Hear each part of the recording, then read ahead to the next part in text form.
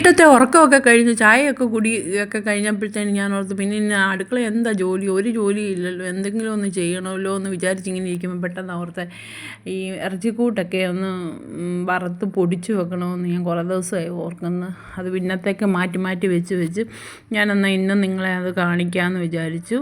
ഒരു ടിപ്പാണ് പെരുംജീരകം ഇങ്ങനെ വറുത്ത് പൊടിച്ച് വെക്കുക എന്ന് പറയുമ്പോൾ അത് നമ്മളെല്ലാ കറികൾക്കും ഉപയോഗിക്കുമ്പോൾ ഇതിനൊരു പ്രത്യേക ടേസ്റ്റ് കിട്ടും.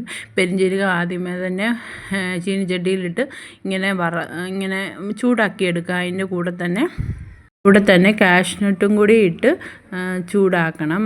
അതില്ലെങ്കിൽ ബദാമാണ്, എൻ്റെ കയ്യിലിപ്പം ബദാം മാത്രമേ ഉള്ളൂ. അപ്പോൾ അതും കുറച്ച് കരിയാപ്പിലയും കൂടി ഇട്ട് വറുത്ത് പൊടിച്ച് നമ്മൾ ചൂട് മാറാതെ തന്നെ ടിന്നിനകത്ത് അടച്ച് വെക്കുകയാണെങ്കിൽ എല്ലാ കറികൾക്കും, മീൻ കറിക്കും ഇറച്ചിക്കറിക്കും കടലക്കറിക്കൊക്കെയാണ് ഏറ്റവും നല്ലതാണ്. ഇതിൻ്റെ ഒരു നുള്ളിട്ട് ഉണ്ടാക്കുകയാണെങ്കിൽ അതിനൊരു പ്രത്യേക ഒരു ഫ്ലേവറാണ്, നല്ല ടേസ്റ്റും കിട്ടും കറികൾക്ക്. അല്ലെ നിങ്ങളൊന്ന് പരീക്ഷിച്ച് നോക്കുക. ഞാൻ ഈ പറയുന്നത് കള്ളത്തരമാണോ ഇല്ലയോ എന്ന് അപ്പം നിങ്ങൾക്ക് മനസ്സിലാകാം.